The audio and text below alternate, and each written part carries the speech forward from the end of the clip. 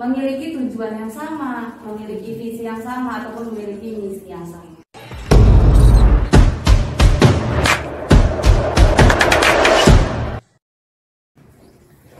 Assalamualaikum warahmatullahi wabarakatuh. Halo guys, selamat datang di Pod Silva, podcast Hima Silva. Baik, aku Saidul Anhar, sebagai host pada podcast kali ini. Aku akan memandu acara kita pada kali ini. Baik, langsung saja. Adapun tema podcast kita pada hari ini yaitu kuliah atau organisasi. Baik, tentunya aku nggak sendiri. Aku ditemani sama bintang tamu kita yaitu Kak Ayunisha Zahra Batubara. Mungkin Kak Zahra bisa sapa dulu nih penonton kita pada podcast kali ini. Halo sahabat mahasiswa. Mungkin sebelumnya para penonton kita nih belum kenal nih siapa sih sebenarnya Kak Zahra gitu. Nah mungkin langsung saja untuk Kak Zahra mungkin bisa perkenalkan dulu diri dulu nih sama sahabat podcast kita. Halo semuanya, kenalin saya Ayunisha Zahra Batubara. Biasa dipanggil Zahra atau kalian juga bisa panggil saya dengan sebutan Ara. Saya dari mahasiswa jurusan Kehutanan Universitas Syahkuala tahun 2019 dan saya juga merupakan mahasiswa aktif di organisasi Himpunan Mahasiswa Kehutanan.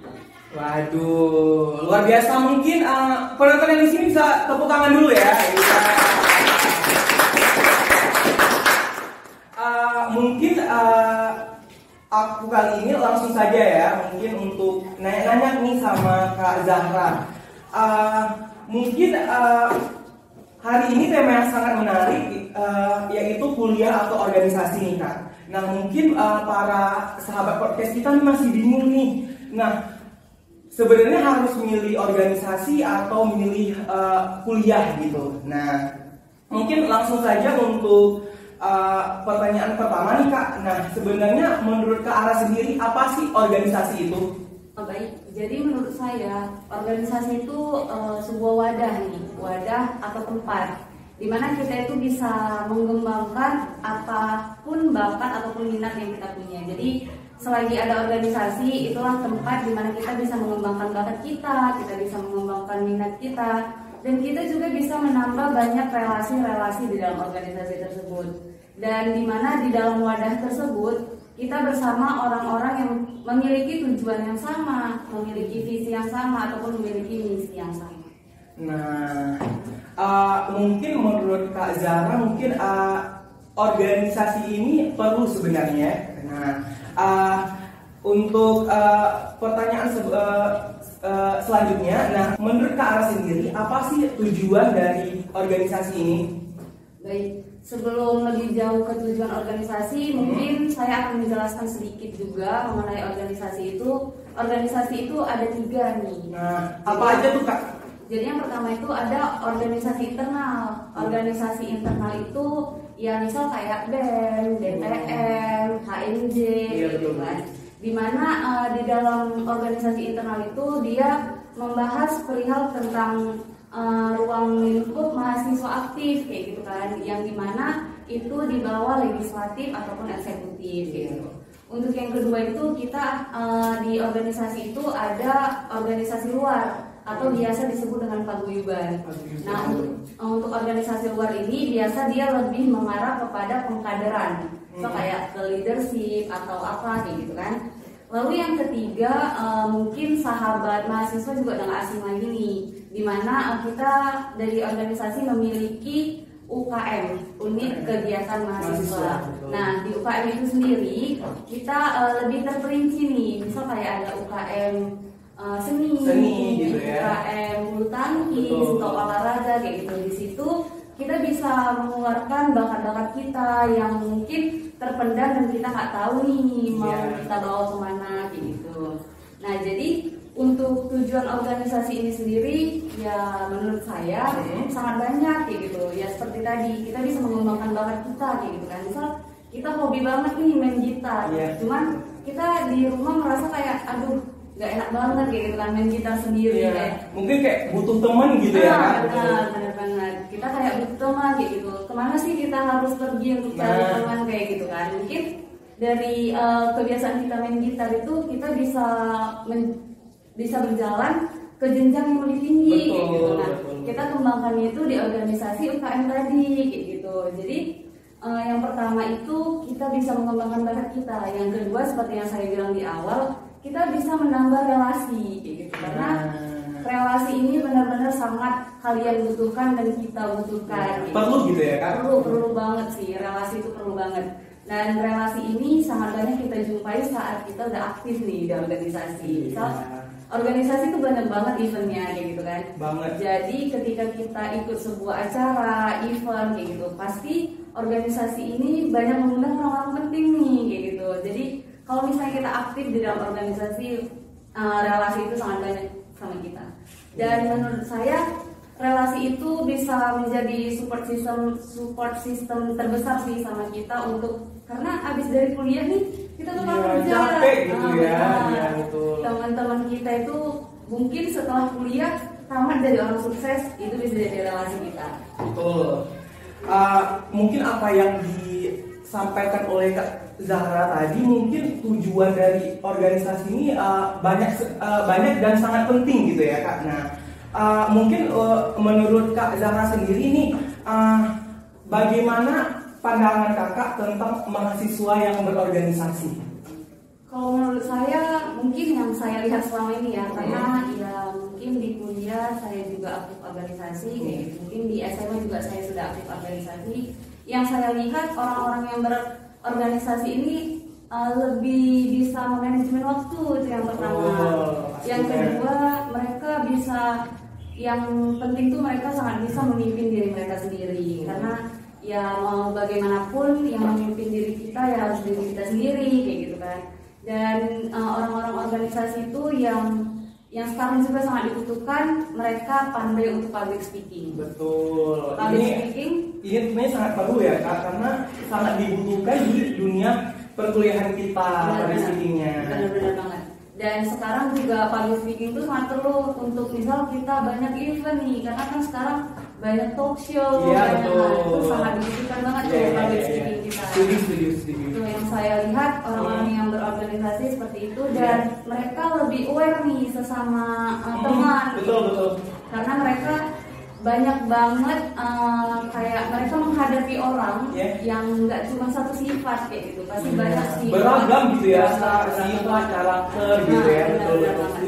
Dan mereka udah belajar banyak hal untuk menghadapi sifat-sifat seperti itu. Jadi ya saya rasa kalau misal orang yang udah berorganisasi, mereka pintar nih untuk menghadapi permasalahan-permasalahan yang ada. Nah, mungkin untuk sahabat podcast kita nih Kak masih bingung nih.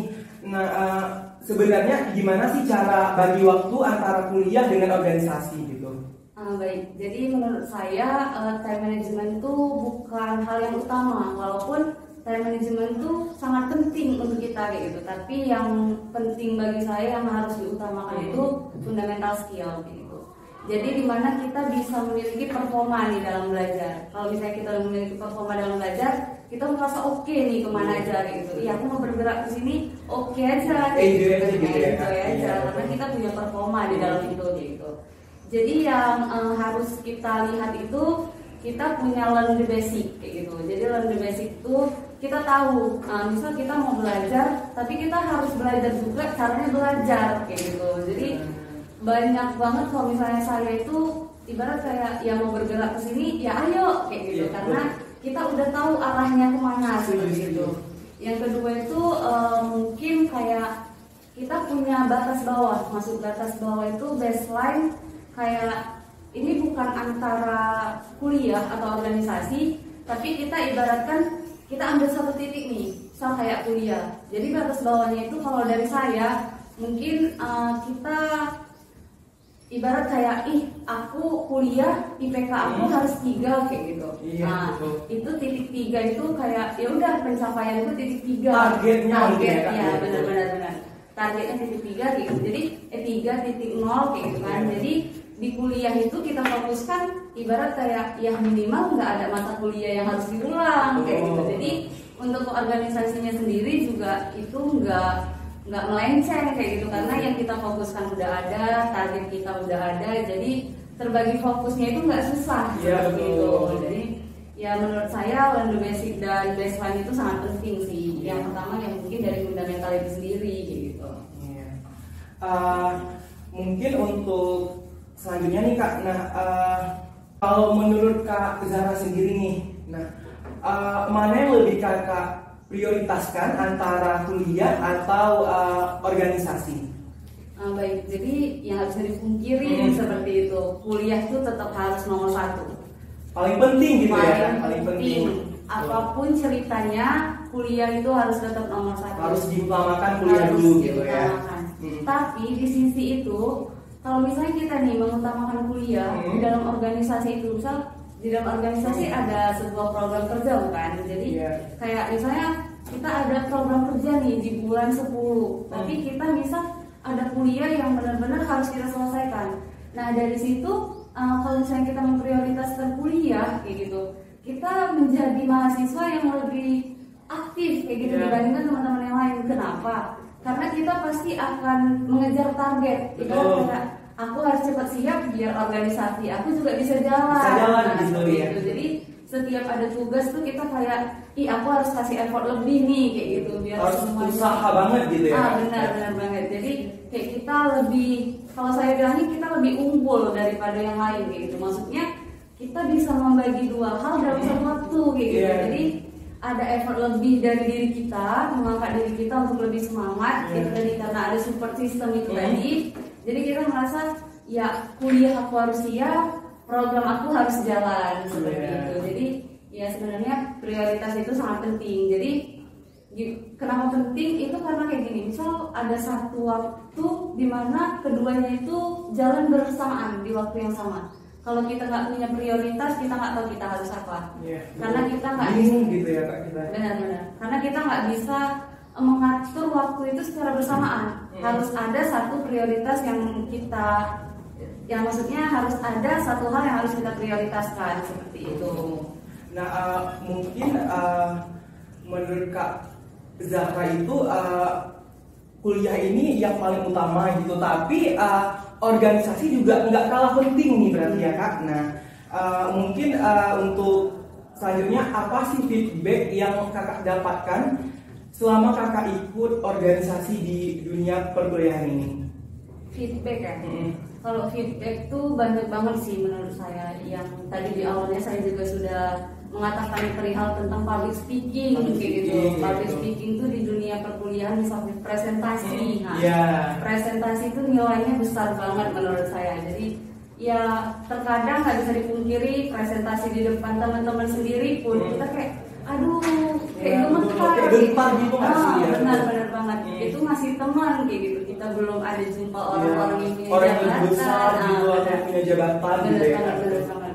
Atau mungkin di step selanjutnya itu ada seminar di mana ada dosen yang lebih banyak, ada teman-teman yang lebih banyak melihat kita kayak gitu. Maksudnya melihat dengan fokus nih kita yang berbicara di depan. Nah, jadi yang saya rasakan itu kalau dari organisasi ya saya berani untuk berbicara nih di depan. Jadi sehingga ada tugas-tugas presentasi kayak enjoy aja. Aku udah biasa nih ngomong di depan orang banyak kayak gitu. Terus kalau yang kedua, di organisasi itu kita dituntut untuk berkreativitas kayak gitu. Jadi ya di dunia perkuliahan nggak bisa dipungkiri juga semua kreativitas kita itu ya tertuangkan di dalam, akan diuji gitu ya. Benar banget. Apalagi jurusan Himasioka nih, banyak banget kayak hutan tuh ada hutan, hasil hutan bukan kayu, benar kan? Nah di situ kreativitas kita itu sangat diuji.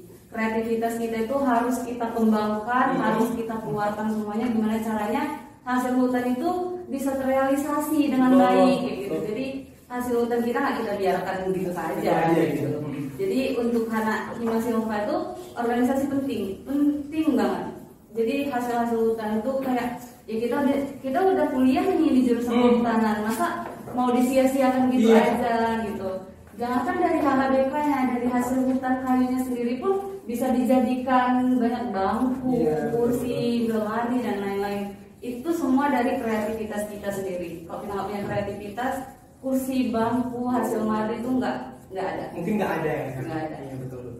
Nah, mungkin untuk sahabat podcast kita nih Kak, apa sih pesan-pesan Kakak sama sahabat podcast kita pada kali ini?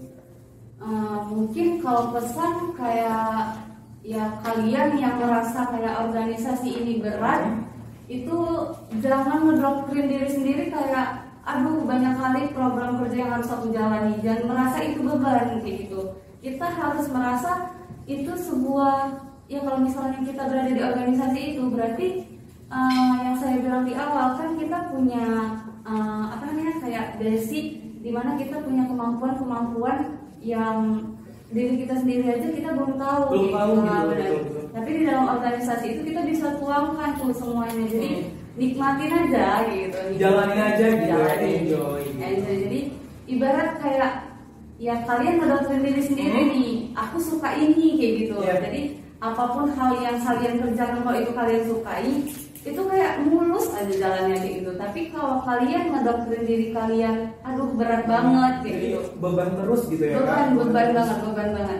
Ya ibarat kayak di rumah disuruh nyapu, disuruh ngepel kayak gitu kan. Kalau itu merasa beban untuk kita, beban kita nyapunya, padahal nyapu cuma nyapu kayak gitu kan, ngepel cuma ngepel. Tapi kalau misalnya beban, ya beban untuk kita. Dan untuk kalian semua, mungkin di dalam organisasi itu banyak banget orang. Kalau misalnya kalian belum nyaman di organisasi, cari orang yang bisa menjadikan support system untuk kalian. Ada tuh orang-orang, kalau dari saya sendiri, saya yang pastinya nyaman di organisasi karena ada orang yang bisa kita minta pendapat nih gitu. Betul. Dia mau untuk ngasih saran, dia mau untuk ngasih kritikan, dia mau untuk mengarahkan kamu lebih bagus ke sini gitu. Dan terkadang kita sangat susah untuk memilih pilihan di mana waktu itu bersamaan kita butuh banget orang itu untuk mencari jalan keluar. Nah, kalau kalian udah temukan orang itu, saya yakin organisasi itu bakal melekat banget di hati kalian. Karena kalian merasa aku tertolong dari orang itu kayak gitu. Dan ya yang harus kalian ketahui, ada banyak hal di dalam organisasi yang nggak kalian temukan di dalam perkuliahan. Betul. Nah, mungkin sangat banyak ya ilmu yang kita dapatkan sama bintang tamu kita pada hari ini, yaitu Kak Zahra. Mungkin bisa kita apresiasi dulu nih konferensi ini untuk Kak Zahra. Mungkin nih untuk sahabat-sahabat podcast kita nih bisa menerapkan nih ilmu-ilmu yang udah di-sharing nih dari Kak Zahra tadi. Nah, gitu. Baik, sekian podcast Himasilva pada kali ini. Jangan lupa untuk follow akun Instagram Himasilva USK, dan jangan lupa untuk like, subscribe, and komen di akun YouTube Himasilva USK. Nah, mungkin untuk Kak Zahra ini mungkin cukup sekian nih pertemuan podcast kita pada kali ini. Kami ucapkan terima kasih. Kami akhiri, wassalamualaikum warahmatullahi wabarakatuh.